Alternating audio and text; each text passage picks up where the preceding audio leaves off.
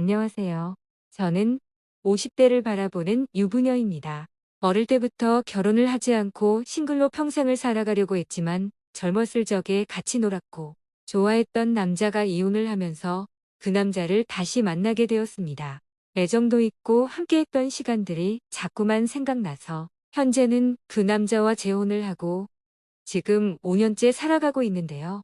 남편과는 나이도 동갑이고 직장 생활도 비슷한 시기에 했지만 남편은 결혼을 하여 정상적인 가정을 이끌다가 애들 둘 데리고 이혼을 한 남자이고 저는 그때까지 처녀였답니다. 결혼식 할 때는 같은 직장이라서 어차피 직원들이 다 알고 있었고 남편과 다르게 저는 소혼이라 호텔에서 결혼식도 올렸죠.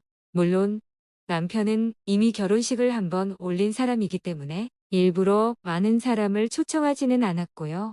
그냥 친척들이랑 회사 직원들만 알 정도였습니다.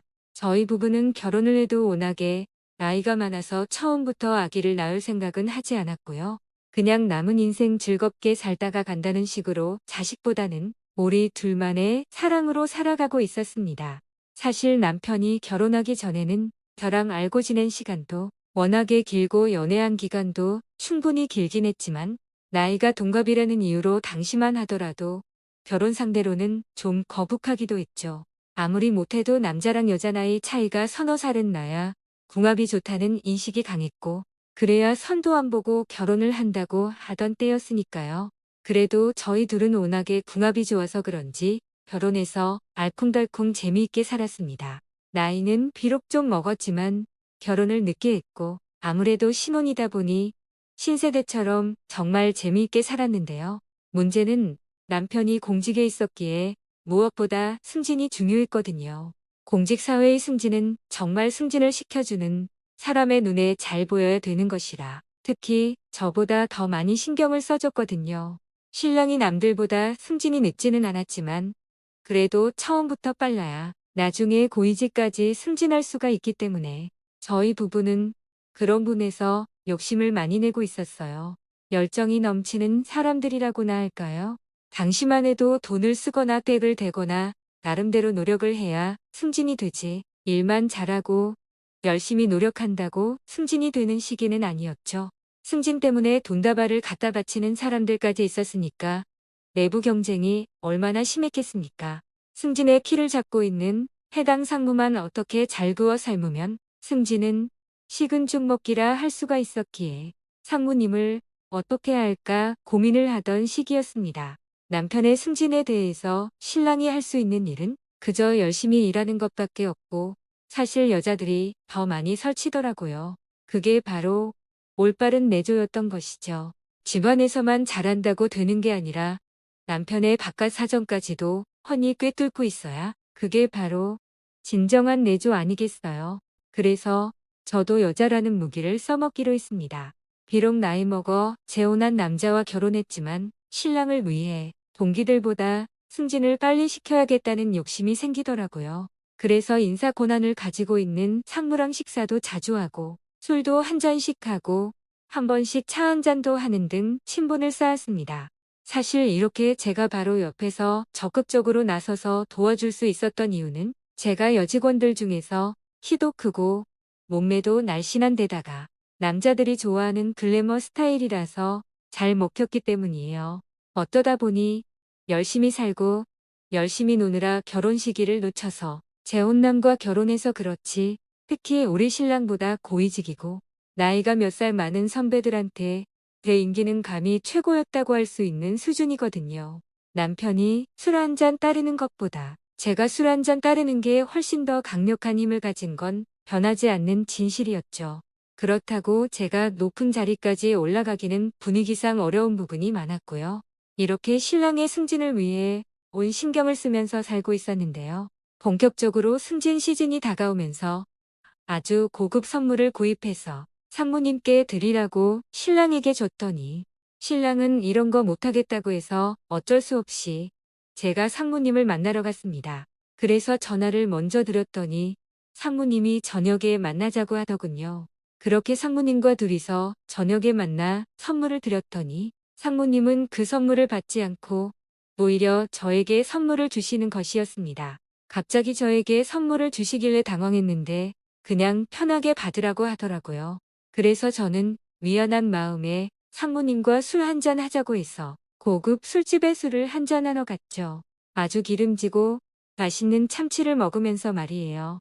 평소에도 상무님과 비밀리에 술을 마신 적이 많아서 이런 자리가 별로 어색하지는 않았습니다. 게다가 그날은 분위기 탓인지 아니면 맛있는 안주 때문인지 저도 술을 많이 마셨고 상무님도 술을 엄청 많이 마시더라고요. 그렇게 한참을 마시다가 제가 많이 취해서 상무님을 집에 모셔다 드리려고 택시를 잡아 같이 타고 집 앞에 갔는데요. 상무님은 택시에서 내리지 않고 기사님한테 어디로 가자는 것이었습니다. 그건 변두리에 위치한 정말 전망 좋은 호텔이었는데요. 저는 술에 취한 상태임에도 불구하고 속으로 오늘이 바로 그날이라고 생각하고 마음의 준비를 단단히 하고 있었습니다. 그렇게 비틀거리며 상무님을 방으로 모시고 갔는데 상무님 역시 술을 너무 많이 마셔서 그런지 객실에 들어가자마자 그만 침대에 쓰러져 버리는 것이었습니다. 샤워를 하고 나와서 한참 동안 옆에서 꼼지락거렸으나 꼼짝도 하지 않길래 상무님의 바지를 벗긴 상태로 제 마음대로 상무님의 소중한 곳을 손으로 주무르다가 저도 결국 그만 그 옆에서 잠이 들었나 봐요. 몇 시간이 지나 새벽 3시가 넘어갈 때쯤에 제가 눈을 떠서 정신을 차려보니 상무님은 아무 말도 없이 사라져버리고 없더군요. 그때부터 걱정이 앞서기 시작했습니다. 혹시 내가 상무님의 눈에 벗어나면 안 되는데 남편의 승진을 위해서라면 뭐든지 할 수 있는데 혹시 내가 뭘 잘못했나 싶더라고요. 그래서 저도 택시를 타고 집으로 왔는데요. 남편도 그날은 출장을 가는 날이어서 집에는 아무도 없었습니다. 애들은 대학을 다니느라 전부 서울에 있어서 집에는 아무도 없었고 한번 자고 일어나서 그런지 도통 잠이 안 오더라고요. 그렇게 다음날 출근을 했는데 사실 온종일 걱정이 엄청 많이 됐습니다. 그러나 제가 상무님한테 전화를 드릴 수도 없고 그렇다고 상무님이 저에게 전화를 하는 것도 아니고 그렇게 자버린 뒤 도대체 무슨 일이 있었는지 알 수가 없어서 답답하더라고요. 궁금증만 가득 아는 채 퇴근까지 하게 됐는데 궁금해서 견딜 수가 없었습니다. 어찌 되었는지 알 수 있다면 그것에 대한 사후 방안도 마련하겠는데 경위를 몰라서 정말 미치겠더라고요. 제가 상무님을 손으로 주물럭거리다가 잠에 든 뒤에라도 혹시나 제가 마음에 들었으면 무언가 일을 치렀을 텐데 그런 게 전혀 없던 거잖아요. 혹시나 제가 마음에 안 들어서 집으로 도망가 버린 건 아닌지 걱정이 된 거예요. 도저히 궁금하여 견딜 수가 없어서 밤에 상무님께 카톡으로 안부 문자를 보냈는데요. 아무런 답장이 없더라고요. 그래서 저는 그날 제가 상무님의 비위를 맞춰주지 못했다는 생각이 들었습니다. 이제는 제가 신랑을 승진시키고자 했던 꿈은 사라졌구나 생각하고 있었는데 자기 직전에 카톡으로 답장이 왔더라고요. 내일 저녁에 시간 비워두라고 말이죠. 그렇게 퇴근 후에 저희 둘은 나서 저녁을 먹고 역시 술 한잔까지 했는데요. 제가 자는 사이에 상무님이 없어져서 무슨 일이 있었는지 궁금했는데 상무님은 그 호텔에 간 기억이 나지 않아 엄청 궁금했던 모양이었습니다. 저랑 필름이 끊긴 순간이 달랐던 것이죠. 두 사람이 서로가 기억나는 범위를 합쳐보니 두 사람 모두 술에 취해 아무 일도 없이 그냥 자다가 상무님은 도망치듯 빠져나온 것이었습니다. 다만 제가 상무님의 소중한 곳을 손으로 만지다가 잠들어서 분명히 상무님이 일어났을 때 홀랑벗은 상태일 것인데 그 부분에 대해서는 얘기를 하지 않았어요. 괜히 부끄러우니까요. 그래서 저는 이때다 싶어 용기를 냈습니다. 말이 나온 김에 오늘은 끝까지 한번 가보면 안 되냐고. 그날 못한 것들이 있는데 오늘은 제대로 해야 되지 않겠냐면서 말입니다. 저도 사실 인물값 하는 바람둥이 기질이 있기도 하고 무엇보다 남자를 기쁘게 해주는 건 자신 있거든요. 그래서 이런 관계는 별로 신경도 안 쓰고 즐기는 성격이죠. 그러니 상무님도 입가에 미소를 머금더라고요. 그렇게 저희 둘은 술도 많이 마시지 않고 기분 좋을 정도로만 마시고는 택시를 타고 외곽지 전망 좋은 호텔로 다시 가서 정말 뜨거운 시간들을 보냈답니다. 저도 보통 여자는 아니지만 상무님도 정말 대단한 체력의 소유자였습니다. 나이를 많이 먹었는데도 아주 단단하고 튼튼한 걸 가지고 있고 여자를 잘 다룰 줄 알더라고요. 정말 쌍코피가 날 정도로 뜨거운 사랑을 하고는 앞으로는 제가 상무님의 오피스 와이프가 되어 주기로 했답니다. 그렇게 저희는 틈만 나면 뜨거운 시간을 보냈고 저도 상무님을 위해서 제가 할 수 있는 최선을 다해서 아주 촉촉하게 적셔드렸어요. 제가 좀 흥분하는 스타일이라서 상무님도 아주 좋아하시더라고요. 어떻게 저 같은 여자를 안 좋아할 수 있겠어요. 그러면서 틈틈이 남편 이야기를 했는데 결국에 저희 신랑은 승진해서 요직으로 인사 이동이 되고 정말 탄탄대로를 걸었습니다. 그 가운데 제 노력이 컸다는 걸 남편도 알고 있지만 제가 이렇게까지 몸을 바쳐서 남편을 도와주고 있다는 건 아마 모를 것 같네요. 그런데 문제는 저희 신랑이 너무 승진을 빨리 하자 회사 내에서는 제가 그러한 행동을 해서 신랑이 승진했다는 안 좋은 소문이 조금씩 들리기도 했습니다.